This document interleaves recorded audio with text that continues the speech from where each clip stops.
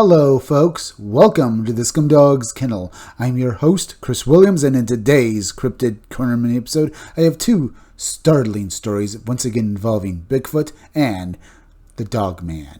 Let's get into these articles and read exactly what the witnesses have to say about their encounters. The first article we'll be reading is When Giants Walk the Land, a Lakota man's encounter with Oma, the boss of the woods. Let's get into this man's encounter and hear exactly what kind of Bigfoot he encountered. In 2006, a 7'1" Lakota Sioux man found himself face-to-face with Northern California's most enduring legend, the mighty Oma, known to many as Bigfoot. What began as a skeptical experiment with his own bare footprint quickly escalated into an eerie standoff, leaving tribal elders convinced that the first giant had recognized him as a rival.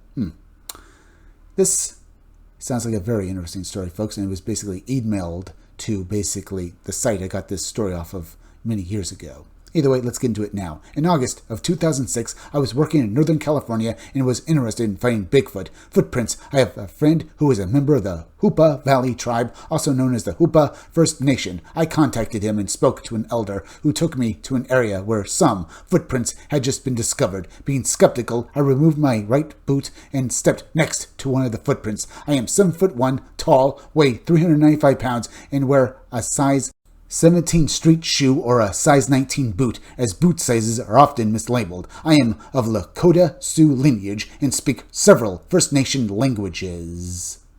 After putting my boots back on, we heard a loud screaming howl. My friends started saying that Oma was coming and we needed to leave. My friend Dave informed his elder about what I had done, and we returned to the site 3 hours later. To my surprise, there were numerous large footprints surrounding mine, along with what I believed to be a significant finger impression in the middle of my footprint. A couple of weeks later, I was contacted and invited back to the reservation. They explained that they usually lose a significant portion of their apple crop to Oma, but in 2006, they hadn't lost anything. They wanted to know if I could return every year and walk around barefoot to intimidate Oma, especially if I brought any big friends my size.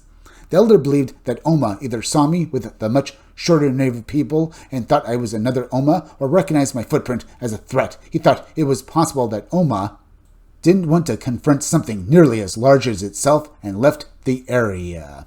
The Oma footprint was the same length as mine, but it was 1.5 inches wider at the ball and 3/4 of an inch wider at the heel. The depth of the print was the same. I have spoken with some of the so-called experts from Buffalo and the Bigfoot Discovery Project who laughed at my account but then wanted me to join them in calling Bigfoot using a bullhorn in either a native language I would rather not be used by someone who is too narrow-minded to understand that I want to speak to the Konanapachis, literally mean the people of the North, who don't comb their hair, referring to Bigfoot. Sincerely yours, Don Talks with Al Campbell. Very interesting so far, folks. So, did Don here actually basically intimidate Bigfoot? I mean, he is a very large man, folks. And that alone, well, I guess would basically put Bigfoot on its edge. Because I can imagine such a large creature is usually the biggest thing in its, well, territory. Either way, there's also a note, folks, so let's get into that.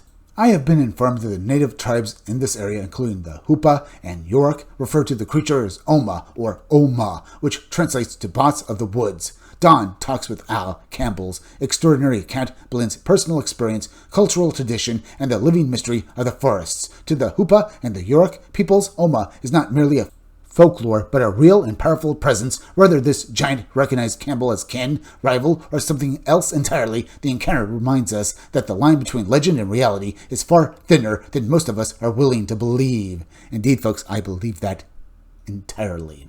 Because as I said, folks, Oma, or should I say the boss of the woods, Bigfoot here, probably saw, well, Don here as maybe, well, potentially a rival, as the article says, folks. As I said, it's usually probably the biggest thing in its territory, barring perhaps maybe other large animals out on perhaps animal preserves or zoos in North America. So I have no doubt this probably did at least maybe put Bigfoot on edge, I'll say. Either way, folks, let's move on to the next article.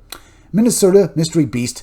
A truck driver confronts a bald-faced wolf-like creature on I-94, and read exactly how this man encountered this bizarre cryptid canine. Let's get into the article now and hear exactly what this trucker, well, discovered on his way What would you do if a towering wolf-like creature with no nose and a disturbingly human-like mouth blocked your path on a lonely Minnesota highway? A veteran trucker's chilling 2024 encounter with this hair-covered muscular anomaly raises haunting questions: cryptid, mutant, or something far stranger?